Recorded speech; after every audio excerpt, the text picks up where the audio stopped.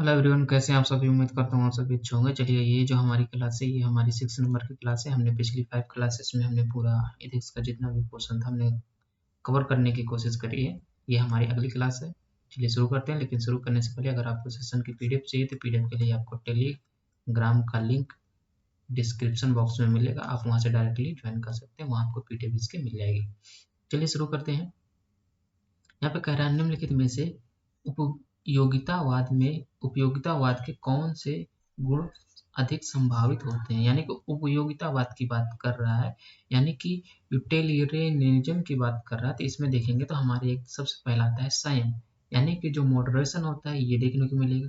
फिर वहाँ पे आपको देखने को मिलेगा इक्वलिटी, ये भी उसमें देखने को मिलेगा। नागरिक अधिकार नहीं देखने को मिलता है, ये यहाँ पे नहीं होगा। हमसे पूछ रखा है सही कौन सा, चौथा ऑप्शन नंबर बी। चलिए नेक्स्ट क्वेश्चन की बात करें। कह रहा है which of the following is a form या type of conflict of interest, यानी कि कॉन्फ्लिक्ट ऑफ इंटरेस्ट के कितने टाइप्स हो सकते हैं, कौन कौन सी कंडीशंस हो सकती हैं। ये आपके पास 4 ऑप्शन दे रखे हैं, तो इनको आपको पढ़ना है फिर सॉल्व करना है। करेक्ट आंसर की बात कर रहा है, कह रहा है करेक्ट कौन सा है। यहाँ पे कह रहा है होल्डिंग, यहाँ पे कह रहा है holding and office of profit. यहाँ पे प्रॉफिट जब भी होल्डिंग होती है, जैसे कि आप एग्जांपल देंगे LIC का लिखते हैं, तो यहाँ पे 51% की हिस्सेदारी भारत सरकार के पास है। तो यहाँ पे आप देखेंगे कॉन्फ्लिक्ट ऑफ इंटरेस्ट आते नहीं, यानी कि पूर्ण स्वामित्व भारत सरकार के पास है। इसी तरीके से जितनी प्राइवेट ऑर्गेनाइजेशन जो होती हैं उसमें भी आप देखेंगे, जैसे मान लीजिए किसी का 26% शेयर है, किसी का 20% है, तो यहाँ पे कहाँ से कॉन्फ्लिक्ट ऑफ इंटरेस्ट, वो अपने अकॉर्डिंग उसको डिवाइड कर लेते हैं। तो यहाँ पे कॉन्फ्लिक्ट ऑफ इंटरेस्ट नहीं आता है। तो यहाँ पे देखेंगे तो जैसे चौथा ही हमारा यहाँ पे रॉन्ग होता है, तो 2 ऑप्शन ऑलरेडी हमारे एलिमिनेट हो जाते हैं, यानी कि 1 और जो हमारा डी, ए और डी ऑप्शन एलिमिनेट हो जाते हैं। फिर कह रहा है रिसीविंग गिफ्ट्स फ्रॉम क्लाइंट। यहाँ पे जैसे जैसे क्लाइंट की बात करें, जैसे कोई भी IAS अधिकारी है, तो ये अगर जो है 25,000 रुपये से अधिक मूल्य के अगर किसी भी क्लाइंट से या किसी भी परिवार से या उनके सगे संबंधी से इस 25,000 रुपये से अधिक मूल्य के अगर कोई गिफ्ट वगैरह रिसीव करता है, तो इसकी गवर्नमेंट को जानकारी उसे उस ऑफिसर को देनी होती है। ये बाय द वे जो सिविल सर्विसेज कोड है उसमें ये प्रोविजन को ऑलरेडी फिल किया गया है। तो यहाँ पे क्या आएगा, यहाँ पे कई ऐसे केसेस हैं जो कि आपको वर्तमान में देखने को मिले होंगे। यहाँ पे एक जैसे कि एक वर्तमान में एक IPS अधिकारी है, उनका नाम नहीं लूंगा, वो भी काफी इसी चर्चा में न्यूज में आए थे कि करप्शन कर रहे हैं, इनके ऊपर इतने महंगे महंगे इनको गिफ्ट दिया जा रहा है, तो इत्यादि सारी चीजें देखने को मिली होंगी। आपने न्यूज में कवर भी किया होगा, मैं उनका यहाँ पे नाम नहीं ले सकता।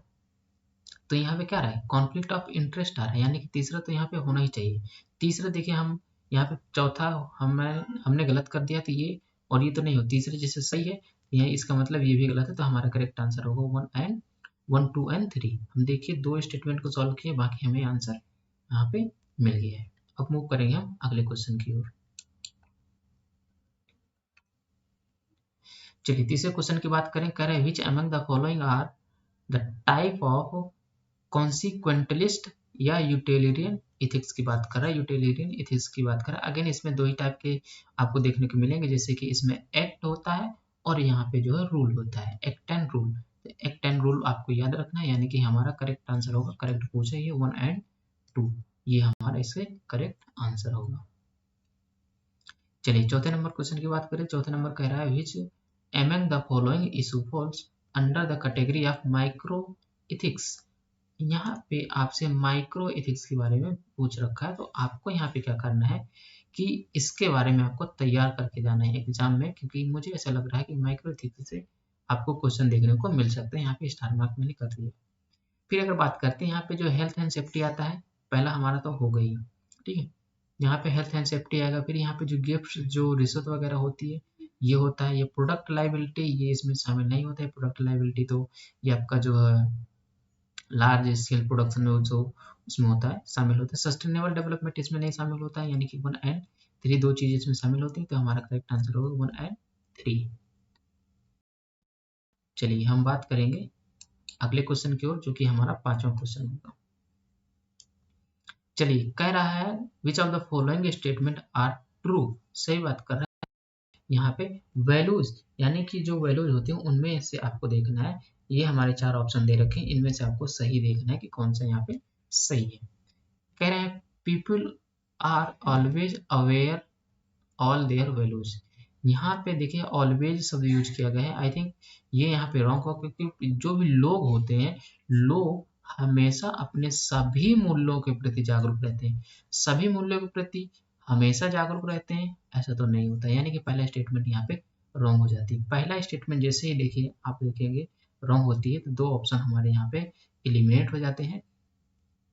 फिर अब देखते हैं, कह रहा है values are the link between needs and action. जी हाँ, जो है मूल्य जो है कार्य और बीच के बीच में एक कड़ी है, यानी कि जो मूल्य जो है जब भी हमें कोई आवश्यकता होती है तो उसके नीड और एक्शंस के बीच में एक लिंक का काम करती है, एक ब्रिज का काम करती है। तो ये हमारा ऑप्शन यहाँ पे सही है, यानी कि दूसरा सही है।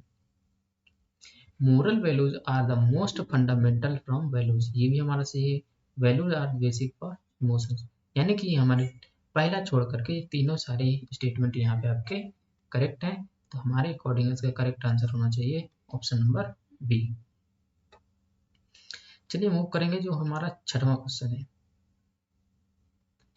छठवें क्वेश्चन की बात करें तो छठवां क्वेश्चन में कह रहा है what among the following reasonable excuses for an moral और इमोरल एक्ट। आप इसका आंसर आसानी से दे सकते हैं। आप यहाँ पे इस क्वेश्चन को आप अपने अकॉर्डिंग अपने आप को वहाँ पे रखिए और देखिए कि आप कौन कौन से मोरल और इमोरल एक्सक्यूज देते हैं। जैसे अनड्यू इमोशनल प्रेशर, यहाँ पे जो बात कर रहे हैं अनड्यू इमोशनल प्रेशर ऑलरेडी तो ये तो होता ही है। Ignorance of fact and consequences, ये भी ऑलरेडी ये आपको देखने को मिलेगा, लेकिन ये हमारा यहाँ पे तथ्य और परिणामों की अज्ञानता, यहाँ पे बात कर रहा है कि मोरल और इमोरल की बात कर रहे थे। यहाँ पे तथ्य और जो परिणाम है इनकी यहाँ पे जरूरत ही नहीं पड़ती है। फिर जैसे देखेंगे दूसरा यहाँ पे रॉन्ग हो जाता है, सॉरी यहाँ पे रॉन्ग नहीं होगा क्योंकि इग्नोरेंस ऑफ फैक्ट पूछ रखा है। Ignorance of fact and consequences, यहाँ पे ये सही होगा, ये यहाँ पे सही होगा क्योंकि हम यहाँ पे मोरल और इमोरल की बात करें तो जब हम किसी फैक्ट के बारे में जानते हैं उसको इग्नोर करेंगे तो ये इनडायरेक्टली हमारे ऊपर ही इसका इम्पैक्ट देखने को मिलेगा, जो कि ये इग्नोरेंस की बात कर रहा है। पहला और दूसरा ये स्टेटमेंट यहाँ पे सही है। Not enough time to make decision, ये अक्सर ही हम जो है अपने निर्णय में देखते हैं कि हम कई बार सोचने लगते हैं कि हमारे पास ज़्यादा टाइम नहीं रह गया। जैसे कि अभी आप यूपीएससी की प्री की बात करिए, प्री की बात कर लेते हैं यहाँ पे, जैसे 2024 का आने वाला है तो बहुत से लोग सोच रहे होंगे कि यार टाइम नहीं रह गया, 5 महीने बचे हुए, 4 महीने बचे हुए, क्या क्या करेंगे। लेकिन ये नहीं सोचेंगे कि हमें क्या, हम ये चीज़ें करेंगे, लेकिन ये जरूर कहेंगे कि हम क्या क्या करें। ये इस वाले देखेंगे तो आपको यहाँ पे जो ये यहाँ पे ये आपको नहीं देखने को मिलेगा, आप यहाँ से इसको कंसीडर कर सकते हैं। तो चलिए अगर बात करते हैं तो यानी कि देखा जाए तो 1, 2 एंड 3 ये तो हमारे करेक्ट हो गए। फिर कह रहा है lack of moral training and insight, ये यहाँ पे इसकी बात नहीं होती है, तो हमसे पूछ रखा है करेक्ट पूछ रखा है, यानी कि चौथा ये हमारे यहाँ पे ये स्टेटमेंट रॉन्ग है। चौथा जैसे ही रॉन्ग होता है देखिए ये स्टेटमेंट करेक्ट नहीं होगी, और 2 एंड 3 तो क्योंकि 1 हमारा सही है तो ये भी ऑलरेडी नहीं होगा, तो हमारा करेक्ट आंसर होगा सी। चलिए मूव करेंगे हम अगले क्वेश्चन की ओर, जो कि हमारा 7वां क्वेश्चन होगा।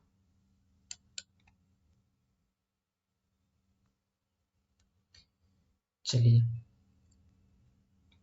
which of the following is true about sexual harassment at workplace as an ethical issue, ये करंट से रिलेटेड है।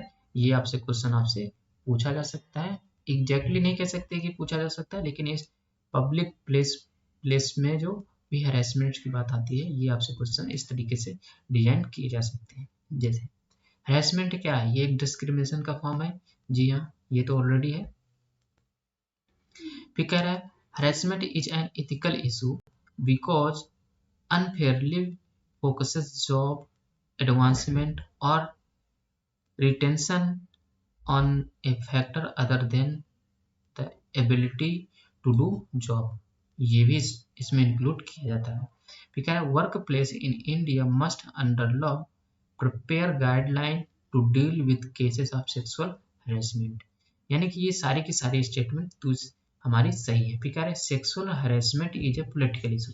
ये पोलिटिकल इशू तो हमारा यहाँ पे नहीं है, आपसे पूछ रखा है करेक्ट कौन सा है। करेक्ट की बात करेंगे तो यहाँ पे जैसे देखेंगे चौथा यहाँ पे स्टेटमेंट रॉन्ग है, तो हमारा करेक्ट होगा ऑप्शन नंबर ए। बात करेंगे अगले क्वेश्चन की ओर, जो कि हमारा 8वां क्वेश्चन। फिर यहाँ पे कह रहा है टेक्नोलॉजी के जो है इथिक्स की नीड जरूरत क्यों है, ये आपसे पूछा गया है। कैसे है, प्रौद्योगिकी को किस प्रकार नैतिकता की आवश्यकता है। ये यहाँ पे आपको आंसर देखने को पहले ही मिल गया होगा, चलिए कोई बात नहीं, आपको यहाँ पे पहले आपको आंसर देखने को मिल गया होगा, करेक्ट आंसर भी। मूव करेंगे हम अगले क्वेश्चन की ओर।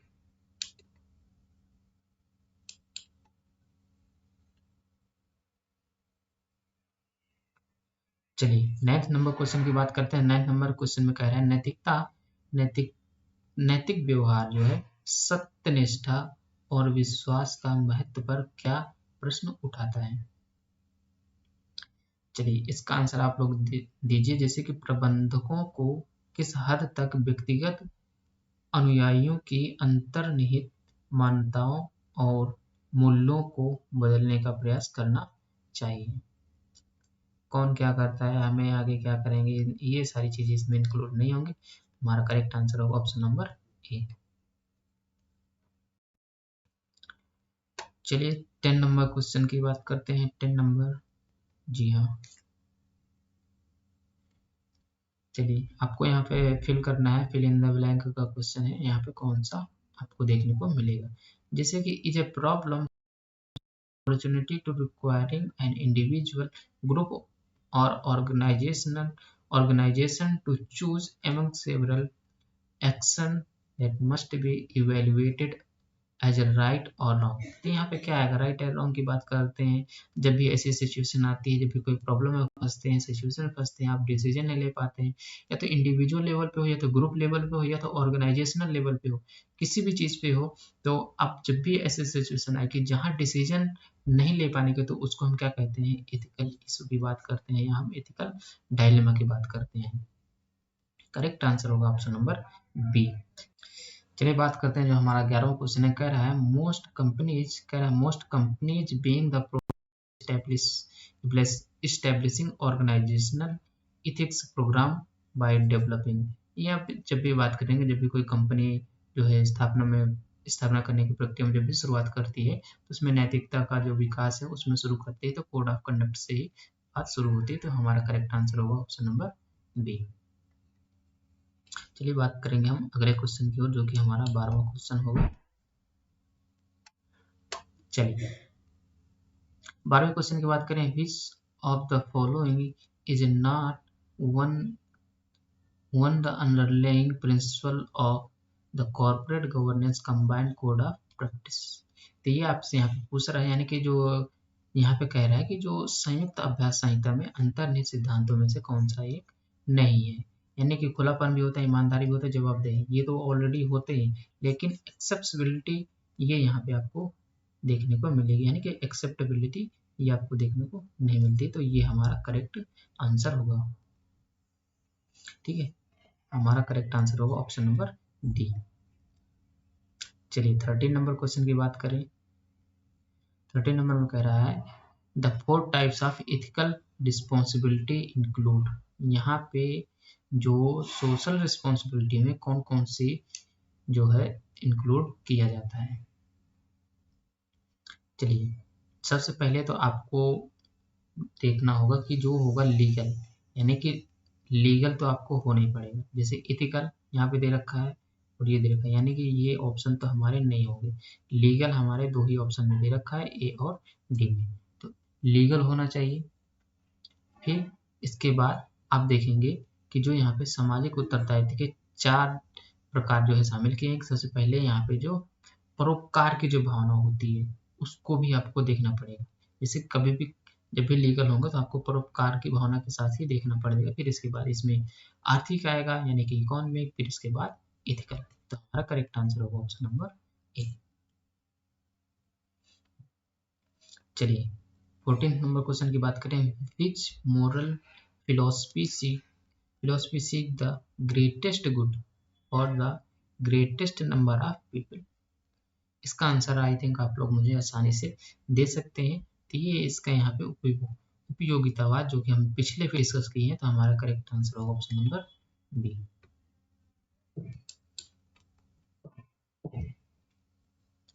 चलिए ये हमारा यहाँ पे लास्ट क्वेश्चन होगा। लास्ट क्वेश्चन में कह रहा है which of the following should be treated as terminal values. Again ये आपको यहाँ पे स्टार मार्क करना है। टर्मिनल वैल्यूज यहाँ पे क्या होती हैं, जैसे कि पीस एंड हार्मनी की बात करते हैं, तो ये हमारा करेक्ट आंसर होगा ऑप्शन नंबर बी। आप यहाँ पे इसको देख सकते हैं, आपको यहाँ पे आंसर की जो इसमें प्रोवाइड की गई है, तो आप इसको आसानी से कर सकते हैं। चलिए ये रहा वीडियो का एंड। चैनल पर पहली बार आए तो वीडियो को लाइक करिएगा और सब्सक्राइब जरूर कर दीजिएगा। चलिए हम मिलते हैं नेक्स्ट सेशन में, जो कि हमारा 7वां सेशन है। होप कि हम 30 जनवरी तक अपना जो 150 क्वेश्चंस का जो टारगेट है हम इसको कवर कर लेंगे। साथ ही साथ अगर कोई भी डाउट आता है तो आप मुझे कमेंट बॉक्स में पूछ सकते हैं, या तो आप टेलीग्राम पे भी मुझसे पूछ सकते हैं, या आप मेरे इंस्टाग्राम से भी आप जुड़ करके मुझसे डायरेक्टली बात कर सकते हैं। तो चलिए मिलते हैं नेक्स्ट वीडियो में, तब के लिए धन्यवाद।